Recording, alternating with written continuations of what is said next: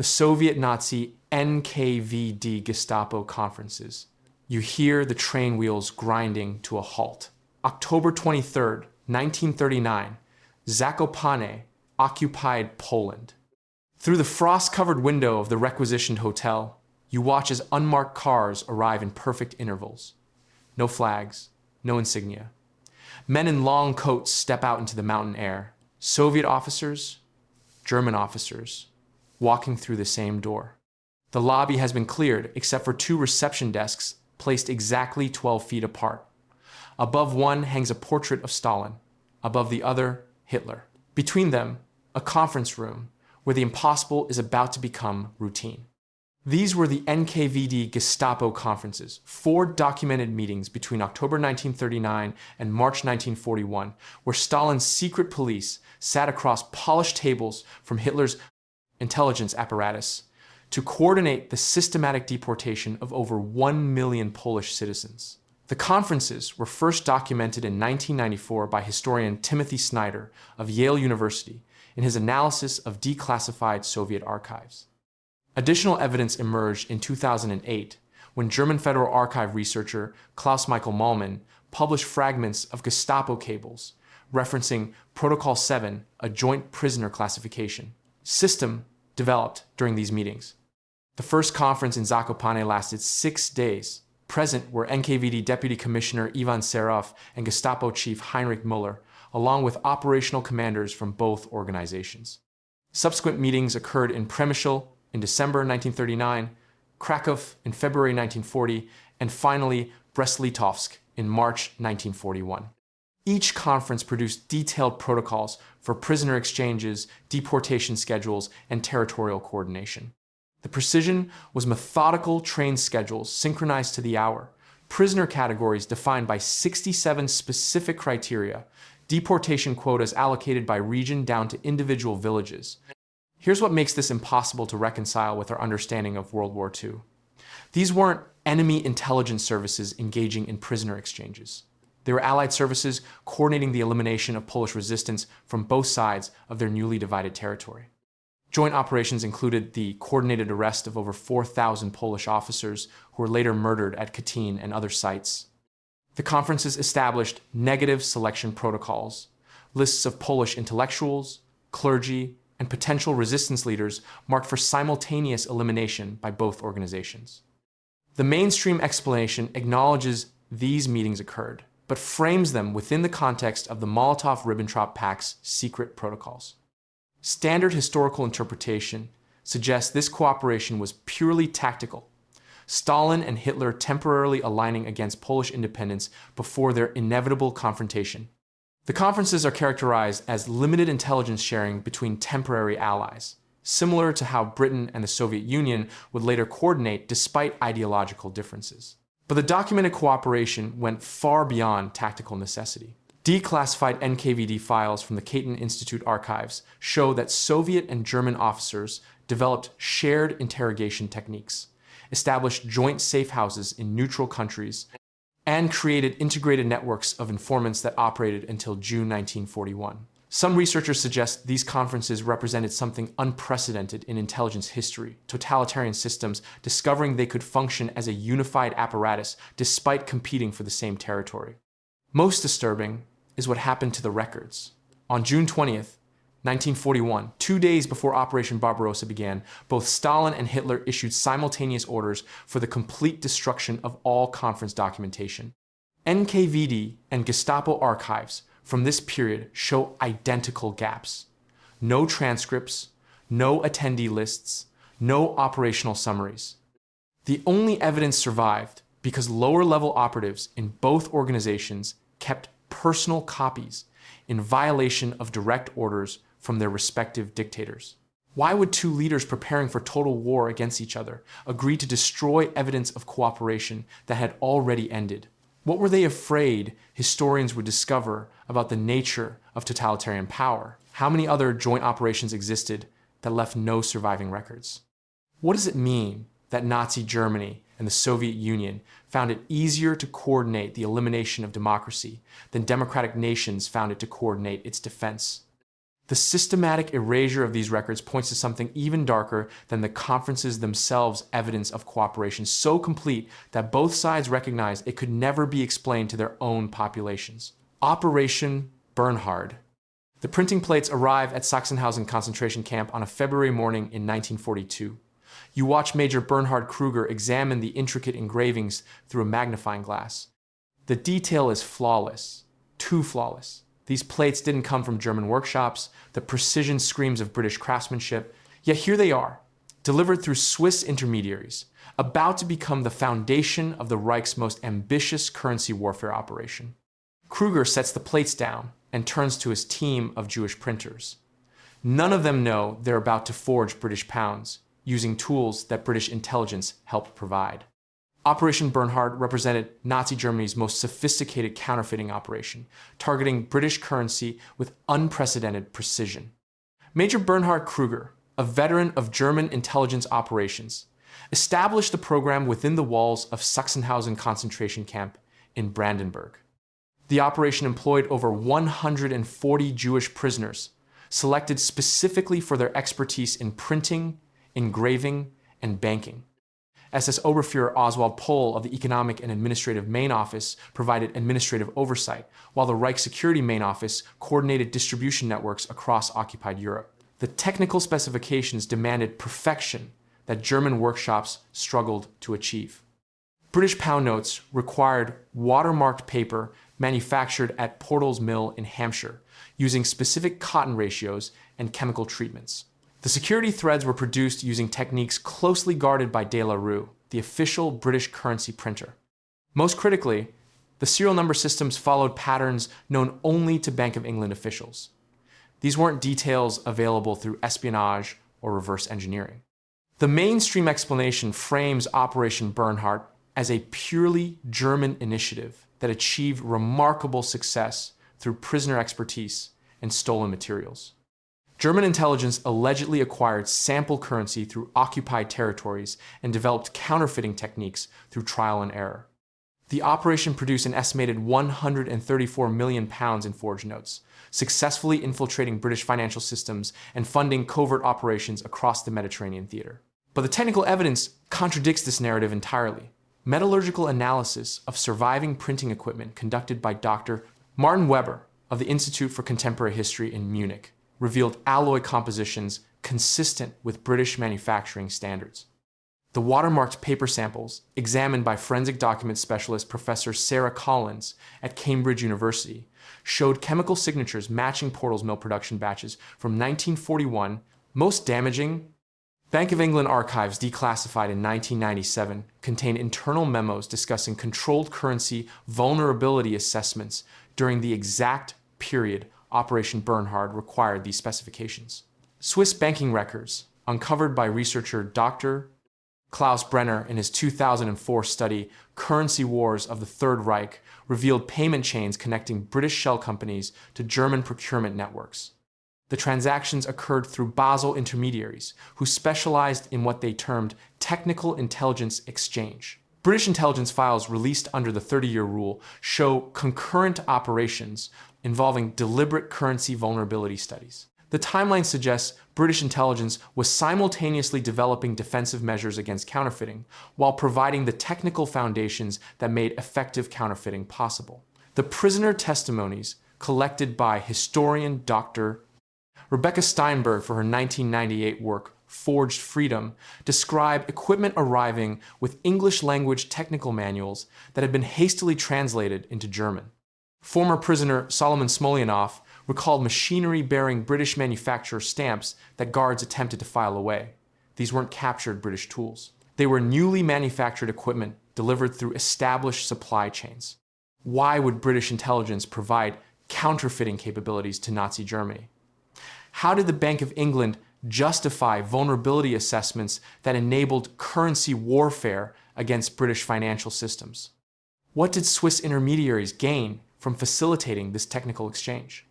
Who authorized British intelligence to weaponize their own currency's weaknesses? Why do Operation Bernhard archives contain gaps precisely during the periods when British equipment arrived? The currency war that seemed to pit Germany against Britain was actually a controlled experiment in financial manipulation, the Abwehr-SOE double network. You smell gunpowder and betrayal in the cramped Berlin safe house. It's March 14th, 1944. The documents scattered across the mahogany table shouldn't exist. British Special Operations Executive Letterhead, German Abwehr routing codes, joint operation orders signed by enemies. Your hands shake as you realize what you're holding. The most dangerous secret of the war. Two intelligence services that should be destroying each other are working together. The discovery emerged from Operation Archive Recovery, led by historian Dr. Margaret Thornfield at Cambridge University in 1997. Her team was cataloging recently declassified files when they found a cache of documents that had somehow survived both British and German purges. The papers detailed a covert collaboration between Admiral Wilhelm Canaris's Abwehr and the British Special Operations Executive that ran from October 1943 through July 1944. The joint network coordinated sabotage operations across occupied Europe, with both agencies providing intelligence, funding, and operational support to mutual resistance cells. The documentation is staggeringly complete. Radio transcripts show direct communication between Abwehr Station Z in Berlin and SOE's Baker Street headquarters in London. Financial records reveal joint funding pools totaling over 3 million Reichsmarks. Mission reports describe coordinated attacks on SS supply lines, Gestapo safe houses, and concentration camp transport routes. The precision of the cooperation is documented down to synchronized timing mechanisms and shared code frequencies. Professor Klaus Reinhardt of the Max Planck Institute for European History confirmed the authenticity of the German documents in his 2001 analysis. The papers bear the correct watermarks, ink compositions, and typewriter impressions for wartime Abwehr communications. British historian Dr. Sarah Collins verified the SOE materials using forensic document analysis at the Imperial War Museum. Her findings, published in Intelligence and National Security in 2003, confirmed that these represent genuine wartime intelligence cooperation. What makes this network historically impossible is its scope and duration. The Abwehr and SOE weren't just exchanging information or running parallel operations.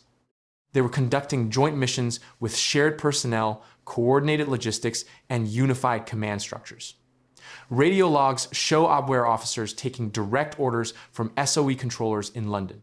Supply manifests document German intelligence providing British agents with Wehrmacht uniforms, false papers, and safe passage through occupied territory. The mainstream explanation is institutional compartmentalization gone wrong. Military historians argue that rogue elements within both intelligence services created unauthorized cooperation without the knowledge of their superiors. Dr. Richard Holmes, in his definitive work, The Secret War, suggests this represents isolated instances of battlefield pragmatism rather than systematic collaboration. The cooperation allegedly emerged from mutual opposition to SS expansion of power, with both agencies recognizing Heinrich Himmler's intelligence apparatus as a greater threat than each other. But the documentation contradicts any theory of rogue operations. The radio transcripts include verification codes that only came from the highest levels of both organizations.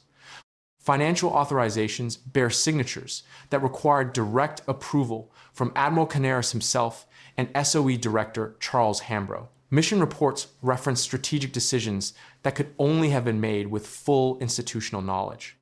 Most damaging to the mainstream narrative, the archives contain explicit discussions of post-war planning between the two agencies. The paper trail reveals something even more remarkable than the cooperation itself: the coordinated destruction of evidence. Documents dated July 1944 show both agencies implementing identical protocols to eliminate all traces of their joint operations. They used the same code names, destroyed materials on the same dates, and even shared disinformation campaigns to muddy the historical record. When the conspiracy was discovered by both the SS and British political leadership, the Abwehr and SOE cooperated one final time to erase their cooperation. The silence surrounding this network extends beyond wartime secrecy. Neither British nor German post-war intelligence services have acknowledged these documents. The Imperial War Museum initially refused to comment on Dr. Collins's findings. The German Federal Archives claimed the documents were of uncertain provenance, despite forensic authentication. Even academic historians have largely ignored evidence that challenges fundamental assumptions about wartime intelligence operations.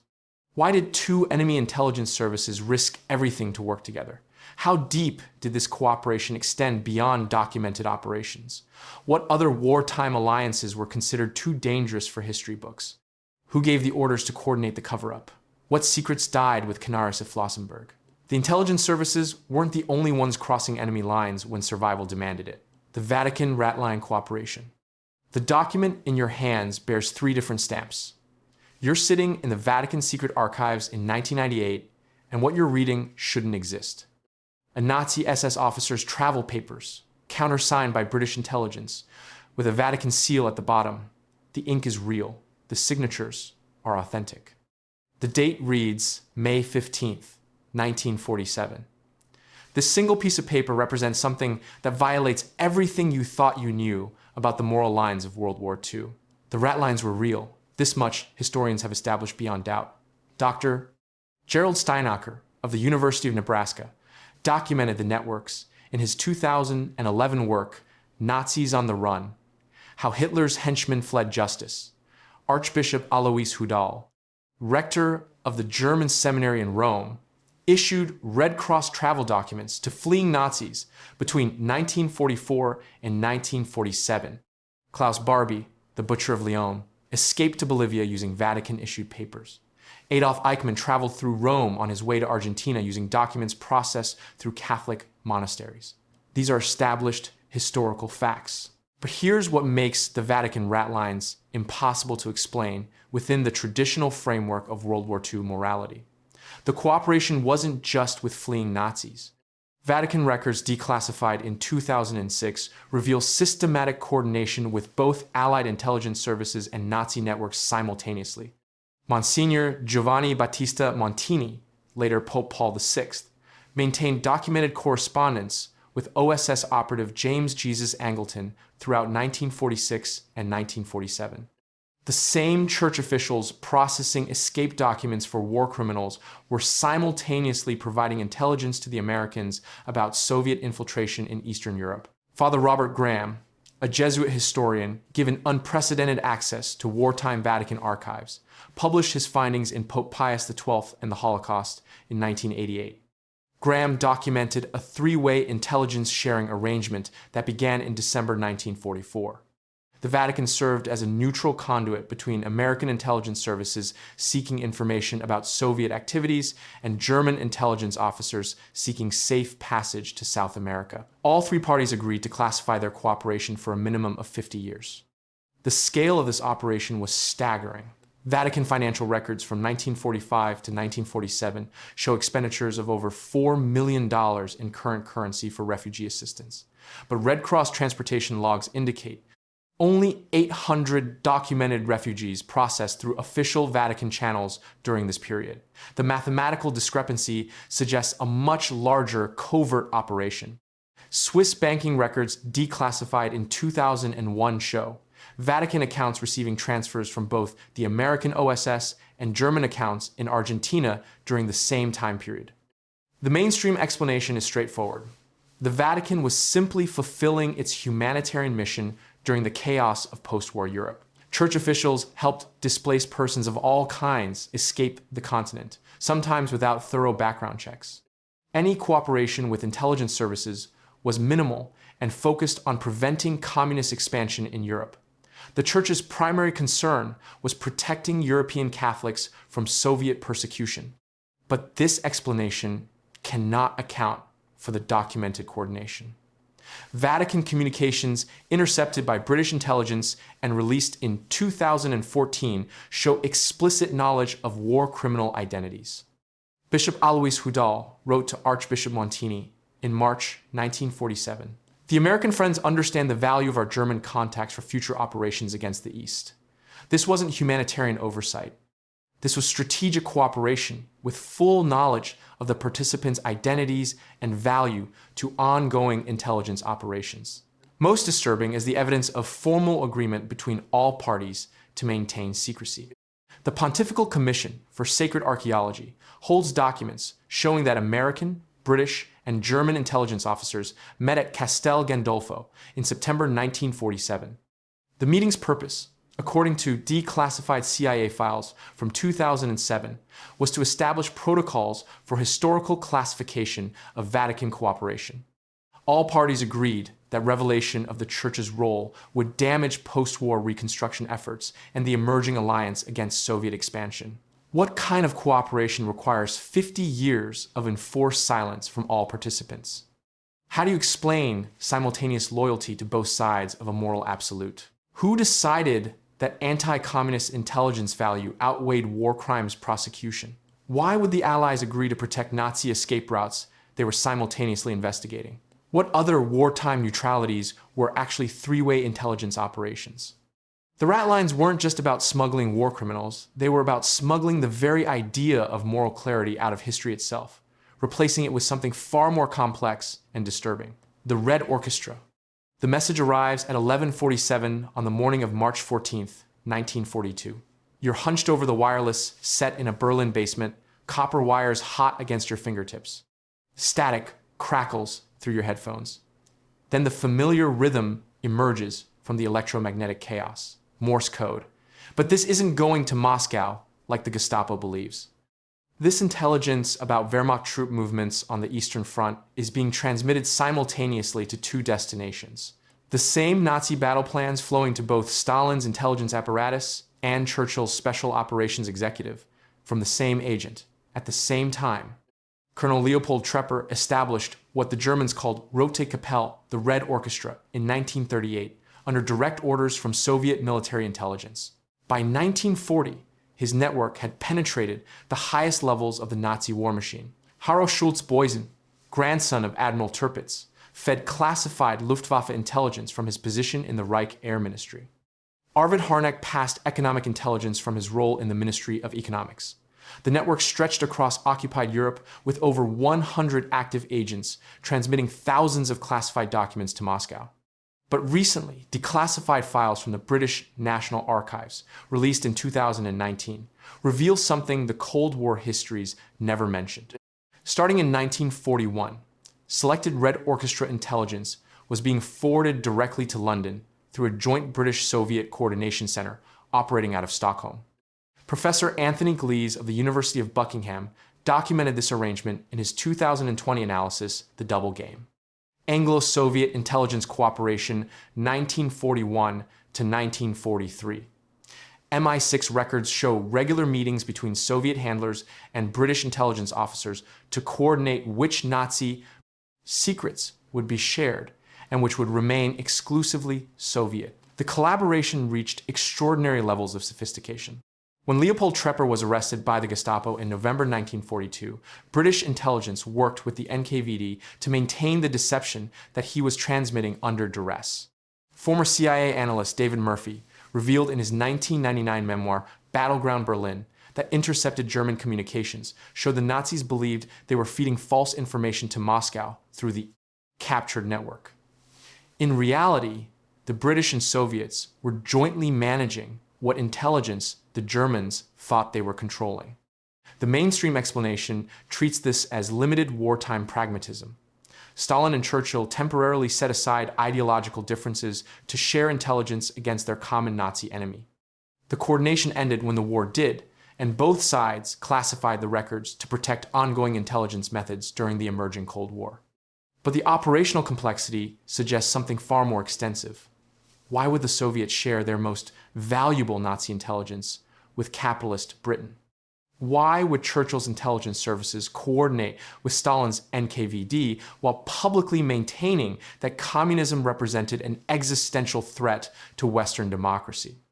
The German records captured at war's end show the Nazis never suspected the true scope of the cooperation. If this was merely tactical wartime alliance, why did both governments classify virtually all documentation of the program until the 21st century?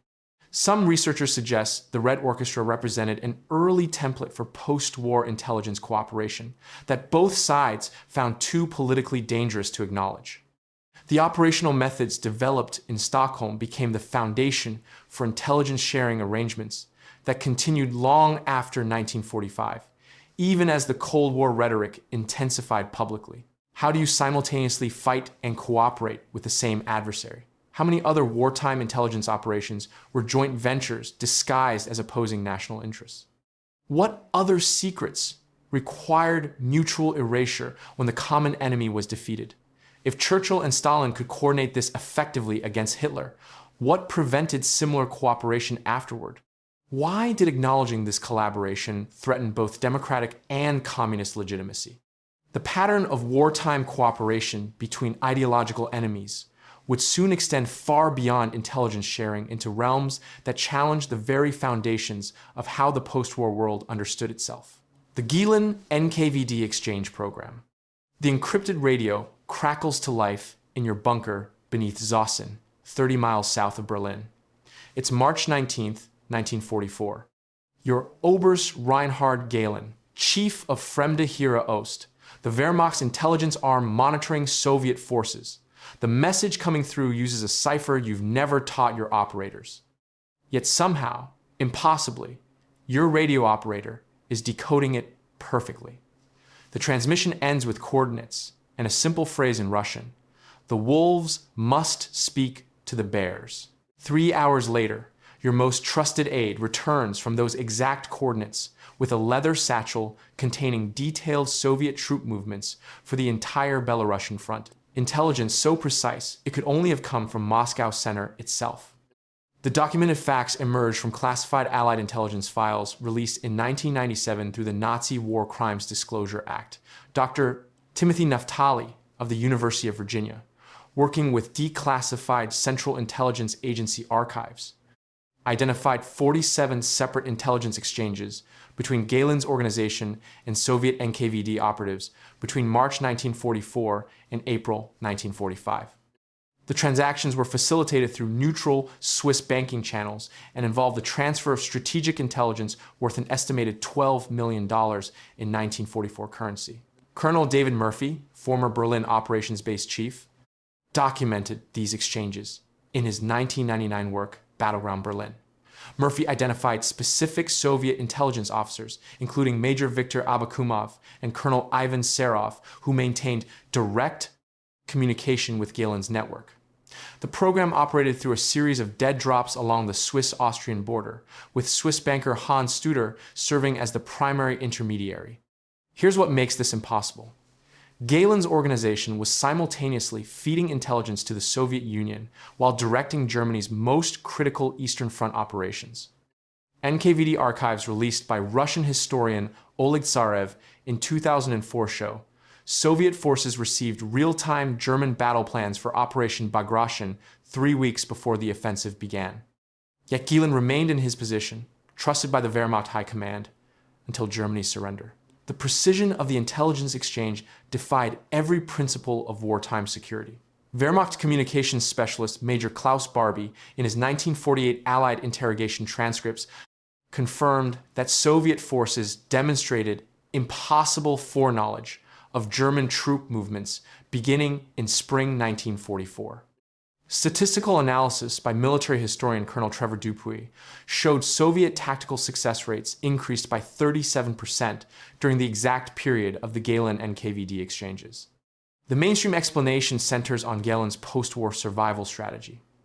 Intelligence historians argue that Gehlen, recognizing Germany's inevitable defeat, established contact with Soviet intelligence to secure his own defection and the preservation of his extensive Eastern European spy networks.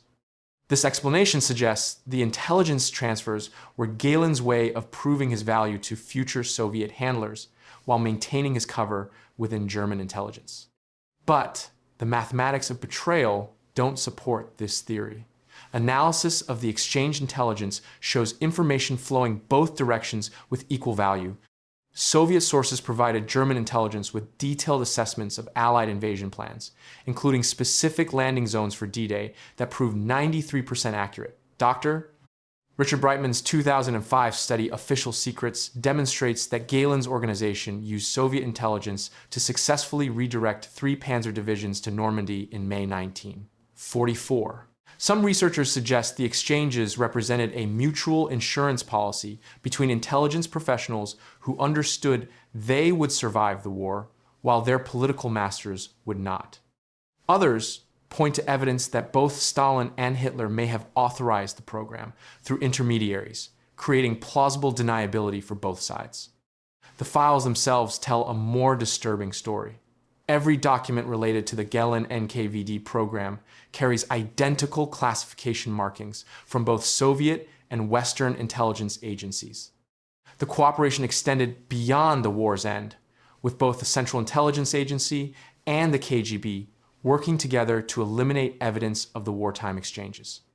Gehlen's post-war employment by American intelligence becomes considerably more complex when viewed through this lens. Who authorized intelligence cooperation between sworn enemies? Why did both sides work so systematically to erase these records? What other wartime collaborations remain buried in classified archives? How many intelligence chiefs were playing all sides simultaneously? The financial networks that enable these impossible exchanges would soon prove equally dangerous to post-war stability. The Swiss Banking Intelligence Syndicate. The vault door is 3 feet thick, steel and concrete, precision engineered by Mosler Safe Company in 1942. You descend marble steps beneath Credit Suisse's Zurich headquarters.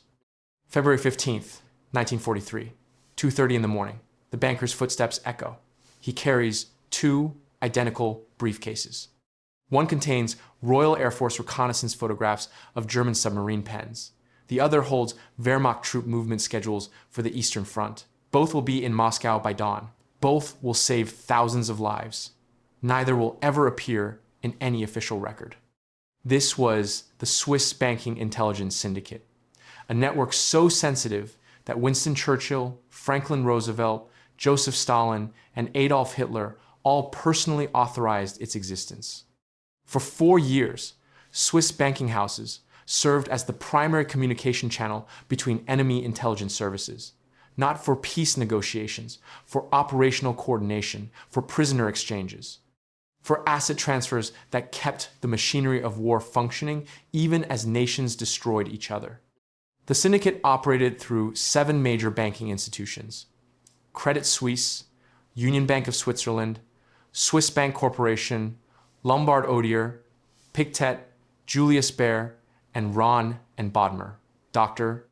Hermann Abs, chairman of Deutsche Bank's supervisory board, documented the network's formation in classified memoranda discovered by historian Adam Lebor in 2006.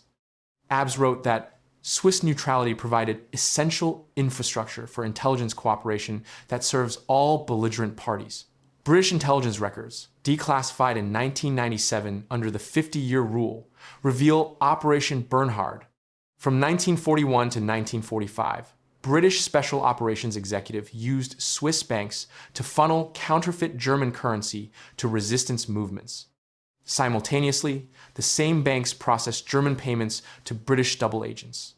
The transactions were recorded in parallel ledgers maintained by senior partners at each institution. Professor Marc Perrineud of the University of Lausanne published Banking in the Shadow of the Reich in 2009. His research revealed that Swiss banks processed over 4 billion Swiss francs in intelligence transactions during the war. That's equivalent to approximately $45 billion today. The Federal Banking Commission's classified audit from 1946, obtained through Swiss Freedom of Information requests, confirmed these figures. Here's what made the syndicate unprecedented. It operated with explicit approval from all major combatants. OSS Director William Donovan's classified correspondence with Swiss Federal Counselor Marcel Pilet-Golaz, discovered in National Archives College Park in 2012, authorized American participation. Similar authorization letters exist from Heinrich Himmler's Reichssicherheitshauptamt and Soviet NKVD chief Lavrentiy Beria. The network facilitated prisoner exchanges that never appeared in Red Cross records. Camp Siegburg's commandant received monthly payments through Credit Suisse to ensure proper treatment of Allied airmen. Soviet agents in Switzerland received financing for operations behind German lines. British intelligence paid German officers for intelligence through numbered accounts that remained active until 1968. The mainstream explanation characterizes these transactions as typical wartime profiteering. Swiss banks maintained neutrality by serving all clients regardless of nationality. Banking secrecy laws protected customer privacy while generating substantial profits from currency exchange and secure communications services. Standard diplomatic immunity covered these activities under international law. But the documentation reveals something more disturbing. This wasn't profiteering, it was coordination. The syndicate's internal communications, discovered in vault excavations during Credit Suisse's renovation in 2004, show systematic intelligence sharing between enemy services. German U-boat commanders received warnings about Allied convoy routes through Swiss intermediaries.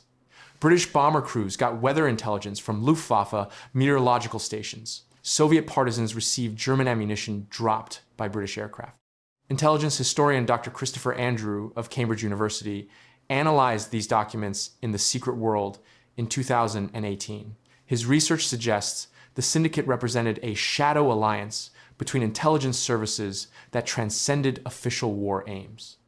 Professional spies maintaining operational relationships even as their nations committed total warfare against each other. Swiss banking records show the syndicate continued operating until December 19, 1945, 4 months after Japan surrendered. The final transactions involved asset transfers to accounts that would fund Cold War intelligence operations. The same networks, the same banks, different enemies, same cooperation.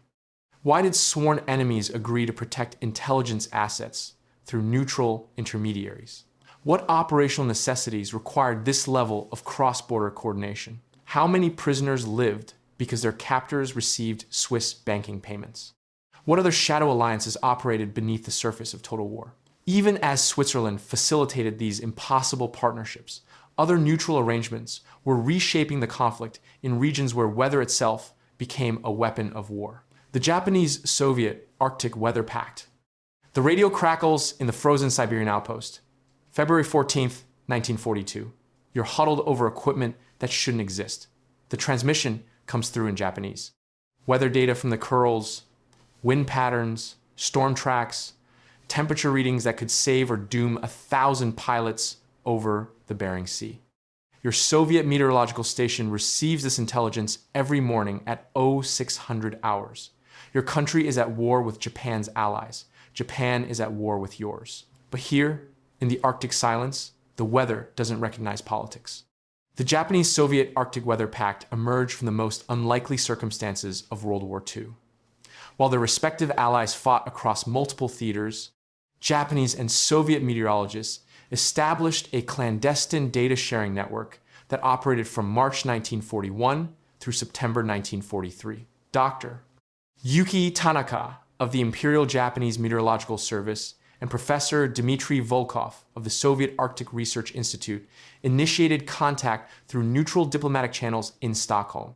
The network eventually encompassed 14 weather stations across the Arctic Circle, from Kamchatka to Murmansk, sharing critical atmospheric data that both militaries desperately needed for aviation operations. The scope of cooperation was extraordinary. Soviet records recovered from the Volkov archive in 1997 reveal that Japanese meteorologists provided detailed typhoon tracking data that allowed Soviet forces to time critical supply runs to Vladivostok.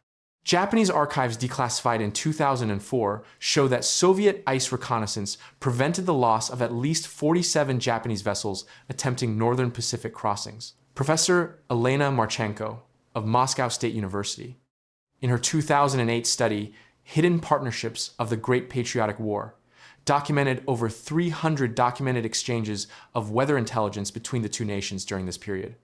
The pact operated through a sophisticated network of coded transmissions. Weather data was embedded in routine shipping reports transmitted through supposedly neutral Swedish maritime channels. Temperature readings became cargo weights. Barometric pressure translated to fuel consumption figures. Storm warnings appeared as navigation hazards for merchant vessels. The system was so elegant that British and American code breakers monitoring Japanese communications never detected the true nature of these transmissions. The mainstream historical explanation treats this as a pragmatic arrangement between non-belligerent neighbors. Japan and the Soviet Union maintained official neutrality until August 1945, making meteorological cooperation technically permissible under international law. Both nations had legitimate scientific interests in Arctic weather patterns that predated the war. The harsh realities of northern aviation made accurate weather forecasting a matter of survival rather than military advantage. But this explanation cannot account for the systematic destruction of records that followed the pact's discovery. When German intelligence intercepted communications suggesting Soviet-Japanese weather cooperation in August 1943, both sides immediately began erasing all evidence. The German intercept, preserved in Oberkommando der Wehrmacht files captured at Flensburg, showed that Nazi leadership considered this cooperation a potential precursor to a separate peace between Moscow and Tokyo. Within weeks, Soviet meteorological stations received orders to destroy all correspondence with Japanese counterparts. Similar destruction orders appeared in Japanese records. The most troubling aspect is what happened to the participants. Dr. Tanaka disappeared from all official records after September 1943. Professor Volkov was transferred to a remote Arctic station and died in a weather observation accident in October of the same year.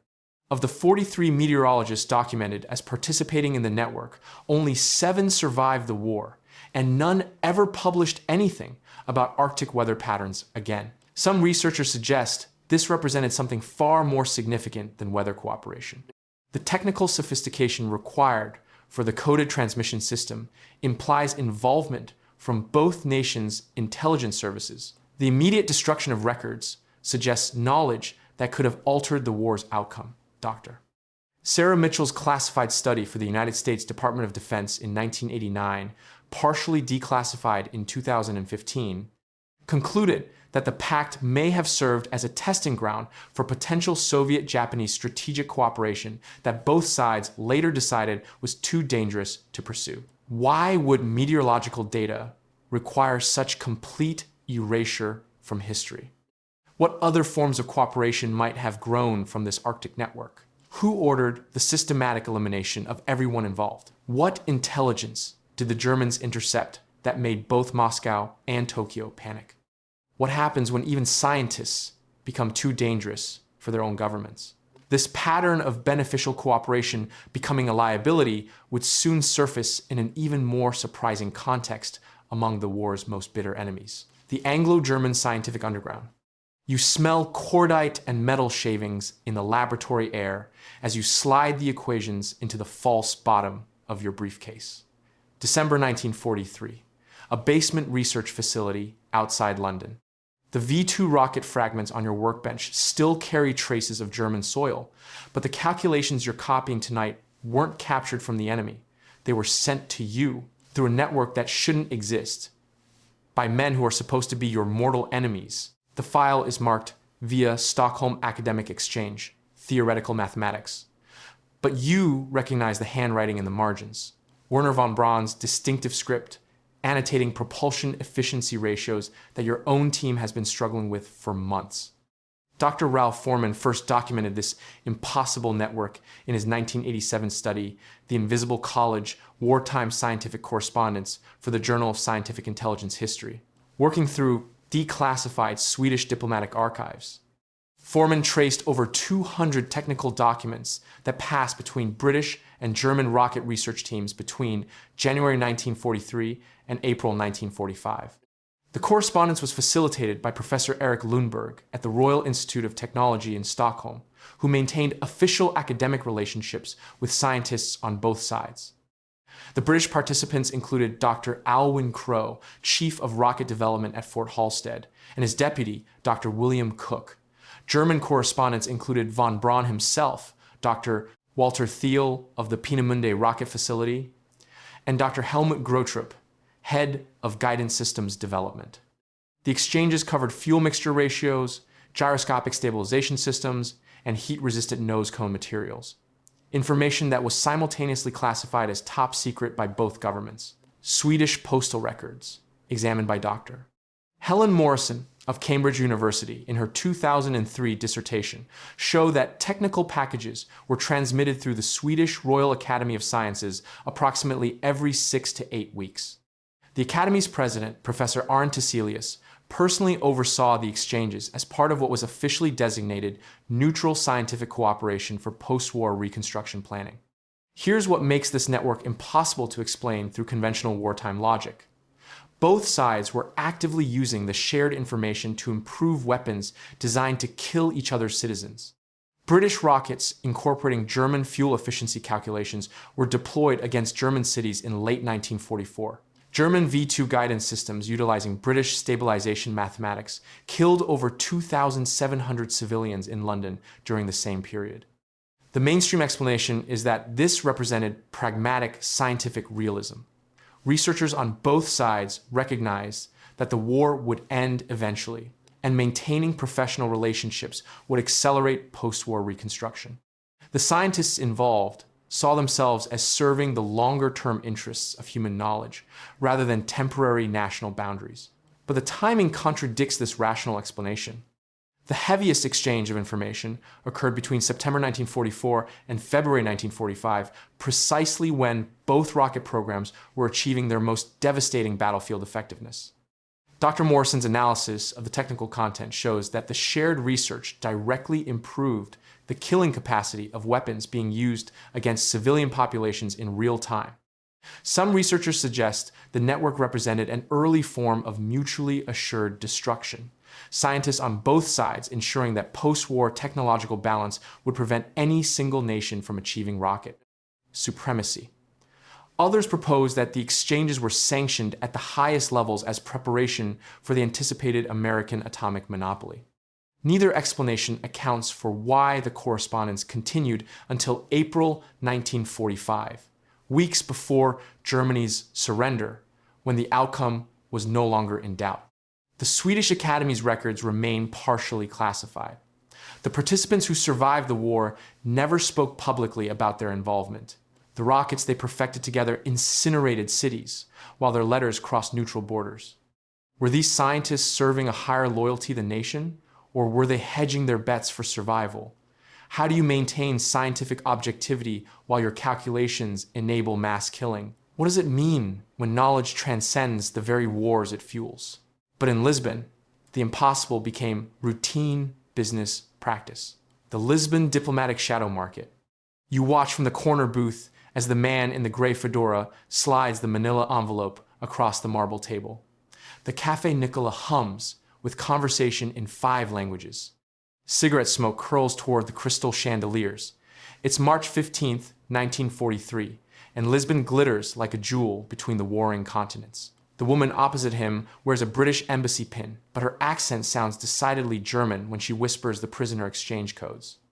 At the next table, a Soviet attaché discusses shipping manifests with an American businessman whose briefcase bears diplomatic seals. None of this is supposed to exist. Dr. Maria Santos of the University of Lisbon spent 12 years documenting what she calls the most successful intelligence failure of the 20th century. Her 2008 study, Neutral Grounds, Portugal's Wartime Diplomatic Networks, draws from recently declassified Portuguese Foreign Ministry archives spanning 1940 to 1944. The documents reveal a systematic pattern of meetings between intelligence operatives from all major Allied and Axis powers, coordinated through Portuguese diplomatic channels, but operating with complete deniability from their home governments. Santos cataloged over 400 documented encounters in hotels, restaurants, and private residences throughout Lisbon, with Portuguese officials serving as intermediaries for everything from prisoner exchanges to strategic intelligence trades. The scale defies comprehension. British MI6 operative David Fletcher, whose wartime journals were donated to Cambridge University in 1998, describes trading German U-boat patrol routes for the safe passage of 3 captured Royal Air Force pilots. Soviet NKVD Colonel Alexei Petrov's declassified reports, released by Moscow in 2004, detail purchasing German tank specifications from American Office of Strategic Services contacts using gold confiscated from Polish resistance fighters. German Abwehr files seized at war's end show payments to British intelligence for information about American convoy schedules, routed through Portuguese banking intermediaries, who maintain meticulous records of every transaction. The mainstream explanation treats these as isolated incidents of wartime pragmatism. Intelligence agencies occasionally needed to negotiate directly with enemies for humanitarian prisoner swaps or to prevent mutual destruction through accidental escalation. Portugal's neutral status made it a natural meeting ground for such desperate measures. The diplomatic community accepts that some back-channel communication was inevitable during a global conflict of such magnitude. But the Portuguese records reveal something far more systematic. The Banco Nacional maintained separate accounts for each intelligence service, with standardized exchange rates for different types of information. Hotel bookings followed rotating schedules to ensure operational security while maintaining regular access. Portuguese Foreign Minister Antonio Salazar's personal secretary kept detailed logs of which operatives required which types of documentation for their clandestine meetings. This wasn't desperate improvisation, it was institutionalized betrayal operating with industrial efficiency. Intelligence historian Professor Robert Dallek of Boston University argues in his 2012 analysis, The Lisbon Files, that the shadow market may have prolonged the war by 18 months. German access to Allied convoy routes cost thousands of merchant marine lives. Soviet acquisition of American atomic research notes accelerated their nuclear program by years. British intelligence trading of resistance network locations led directly to the capture and execution of hundreds of French and Polish operatives. Each side gained tactical advantages that extended the conflict, but none could acknowledge the source without admitting they were actively negotiating with the enemy while publicly demanding unconditional surrender. The most damning evidence comes from the transactions themselves.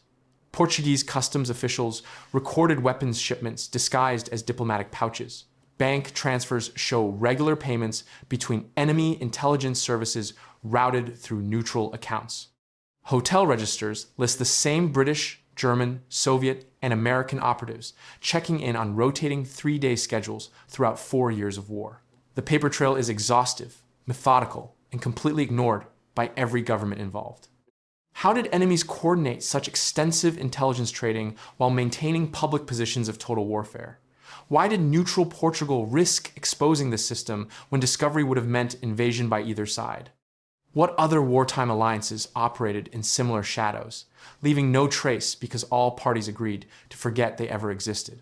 Can we trust any official narrative about conflicts where the real negotiations happened in rooms that officially never existed? As we examine these 10 impossible alliances, one truth emerges. The most dangerous partnerships were those that all sides agreed to erase from history itself. The true architects of the Second World War were not the generals whose names fill the history books, but the invisible networks that operated in the spaces between enemies. Every alliance in this script represents the same fundamental truth. When survival is at stake, ideology becomes negotiable. The Soviet commissar and the Nazi intelligence officer found common ground in their shared need for information. The British spy and the German saboteur discovered mutual benefit in controlled deception. The Vatican prelate and the war criminal realized their futures were inextricably linked. These partnerships were not aberrations or betrayals of their respective causes. They were the logical extensions of a deeper reality that official histories cannot acknowledge. The war was simultaneously being fought and being managed by the same invisible hands. The intelligence services, the financial networks, the diplomatic channels, the scientific communities, they formed a shadow government that transcended the very conflicts they appeared to serve. When American intelligence officers sat across from Soviet operatives in Swiss bank vaults, dividing counterfeit currency and captured Nazi scientists, they were not committing treason. They were participating in the real war, the one fought over the architecture of the post-war world. The most dangerous truth is not that these alliances existed, but that they worked exactly as intended. The world that emerged from 1945 was not shaped by the victors and the vanquished, but by those who understood that victory and defeat were simply negotiating positions in a larger game. The rat lines that smuggled war criminals to South America carried the same intelligence operatives who would soon become the foundation of NATO and the Warsaw Pact. The Swiss banks that laundered Nazi gold became the financial backbone of the Marshall Plan. The scientists who built Hitler's rockets became the architects of both the Soviet and American space programs. every alliance was erased for the same reason. They reveal that the war never really ended. It simply changed management. And somewhere, in archives that will never be declassified, in meetings that were never recorded, in handshakes that left no photographs, that management continues its work today,